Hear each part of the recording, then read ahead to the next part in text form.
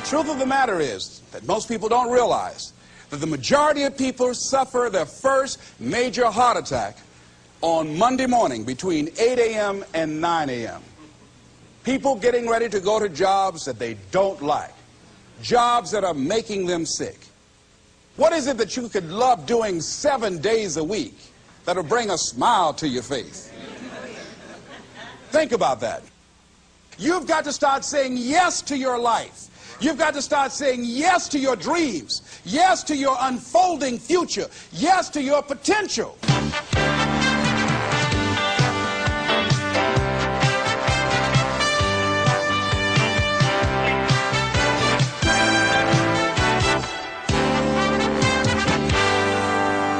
Les Brown's business is changing lives. He touches thousands of people each year. He talks to Fortune 500 companies and to personal development groups about how to find success and fulfill your dreams. In essence, his best message is himself, because Les Brown knows what it is to have come up the hard way. Les and his twin brother were adopted at the age of 6 weeks by Miss Mamie Brown, a single woman with little money and a big heart. The boys grew up in the low-income area of Liberty City outside Miami, Florida. In the 5th grade, Les was mistakenly labeled EMR, educably mentally retarded, and he became a child nobody thought would amount to anything. After making it through high school, Les set out to prove them wrong. He started on the radio, moved to Ohio, and made himself a local star as a fast-talking disc jockey. He soon became an influential community spokesman. Then he ran for the Ohio State Legislature, where he served 3 terms and became chairman of its Human Resources Committee. Les Brown is now a nationally acclaimed motivational speaker who's taught thousands of people the techniques he's used to overcome the obstacles he's faced in his own life.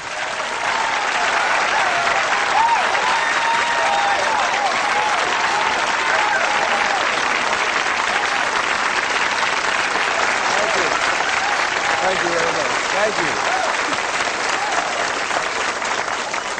you. You guys look like you're ready.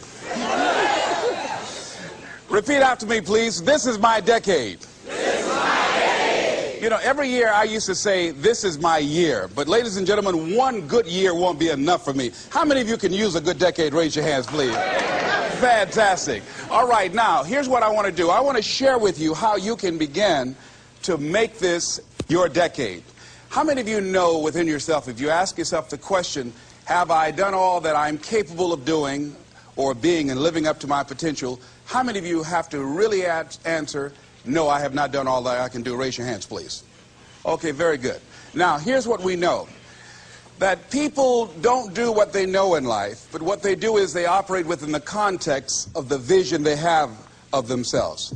So what I want to share with you is how to begin to get a larger vision of yourself and how to begin to make this your decade. Because in order to do that, it's going to be very challenging. It's going to require a lot of work on your part, an ongoing process of personal and professional self-mastery. And it's going to require that you begin to see yourself worthy of the requirements in terms of effort, in terms of commitment, in terms of action, in terms of preparation, or whatever it is that you need to do in order to take your life where you want to take it. So one of the first things I ask you to do is I want you to look at your life right now and think about something that's important to you, something that gives your life a sense of value. Think about something that you'd like to have, or something you'd like to create for you or your family or for society. I want you to hold this thought in mind. Now, one of the first things I want you to do is don't worry about the inner conversation that you're going to have. Don't worry about how you're going to do it. That's going to come. You're going to develop a plan of action. You will find the way. You'll become the kind of person that can attract the people, the resources, and everything you need in order to make that become reality. But I want you to be mindful of your inner conversation. I remember once I was sitting in an audience, and Zig Ziglar, who I consider one of the greatest motivational speakers on the planet, he was giving a speech. And I was out in the audience, and I saw him going back and forth, and within myself I said, I'd like to do that. I can do that. And I leaned over to the guy next to me. I said, how much do they pay him to do that?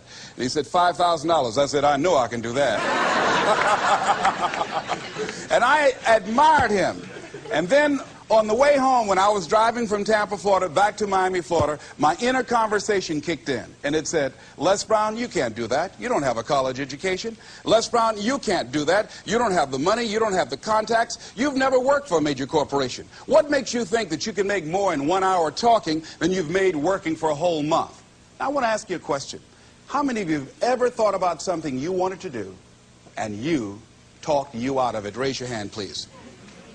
That inner conversation, ladies and gentlemen, is the reason that most people take their greatness, take their ideas to the graveyard with them.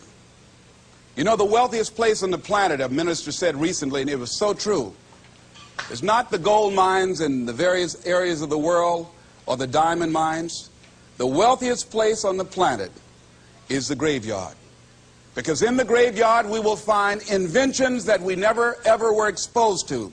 Ideas, dreams that never became reality, hopes and aspirations that were never acted upon. Because most people allow that inner conversation, for whatever reason, to keep them from ever pursuing their goals. So let us begin to look at what's required in order to make this our decade. Why is it that most people don't ever reach their goals or live up to their true potential? One is fear. And there are only two kinds of fears that we're born with. The fear of falling and the fear of a loud sound. All other fears we learn, like the fear of failure. The next is the fear of success.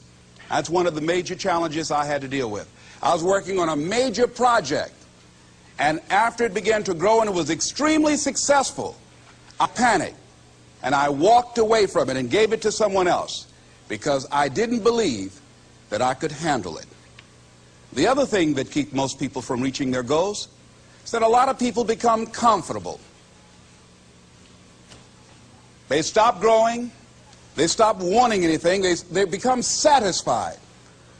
They stop looking at ways in which they can improve themselves. They stop putting things in front of them. I was reading something by a great man, George Bernard Shaw, and he said something to the effect that to have succeeded is to have finished one's business on earth. Like the male spider who is killed by the female spider the moment he has succeeded in his courtship. And he goes on to say, I like a state of continual becoming with a goal in front and not behind. I remember after giving a speech at a major corporation, a gentleman came up to me who was up in years, and he said, you know, that's real great motivation for you young guys, but I've done all my work. There's nothing else for me to do. I said, oh, yes. You've got a lot to give. You have a lot to offer.